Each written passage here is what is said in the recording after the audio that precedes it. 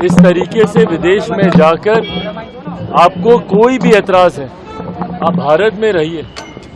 आप तो एलओपी भी हैं, आप सरकार के समक्ष अपने सुझाव भी रख सकते हैं, अपनी चिंताएं भी रख सकते हैं, पर इस तरीके से दूसरे देश में जाकर भारत की बुराई करना कहीं से उचित नहीं है। सैम पित्रोदा जी जितने भी गुणों का उल्लेख कर रहे हैं राहुल गांधी जी को लेकर, कम से कम भारत की जनता तो उसे स्वीकार नहीं करती होती तो तीसरी बार प्रधानमंत्री नरेंद्र मोदी जी को देश का प्रधानमंत्री नहीं बनाती।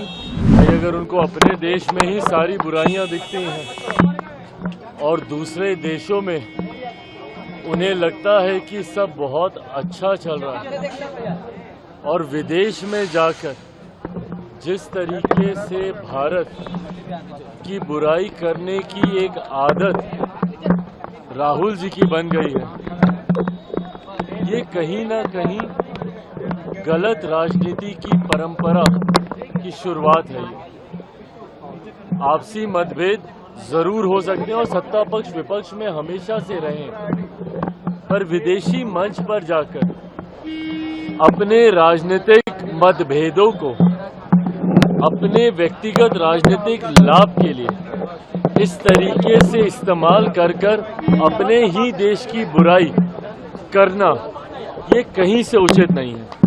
इस तरीके से विदेश में जाकर आपको कोई भी एतराज है, आप भारत में रहिए।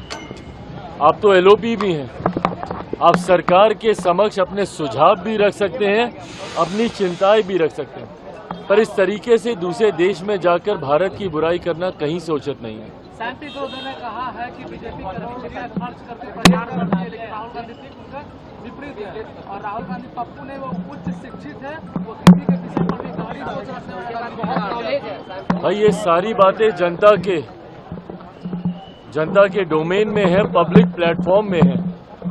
उसके बाद भी अगर जनता ने तीसरी बार लगातार प्रधानमंत्री नरेंद्र मोदी जी के नेतृत्व में एनडीए सरकार को चुना है, तो कहीं ना कहीं ये बात तो स्पष्ट है ना कि सैम पित्रोदा जी जितने भी गुणों का उल्लेख कर रहे हैं राहुल गांधी जी को लेकर, कम से कम भारत की जनता तो उसे स्वीकार नहीं करती होती तो तीसरी बार प्रधानमंत्री नरेंद्र मोदी जी को देश का प्रधानमंत्री नहीं बनाती।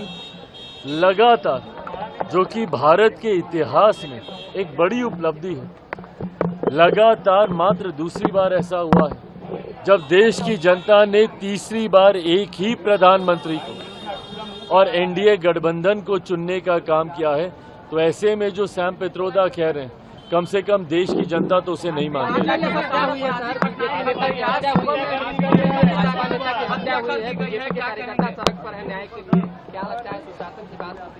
नहीं, देखिए ये सब चिंता का विषय तो है ही।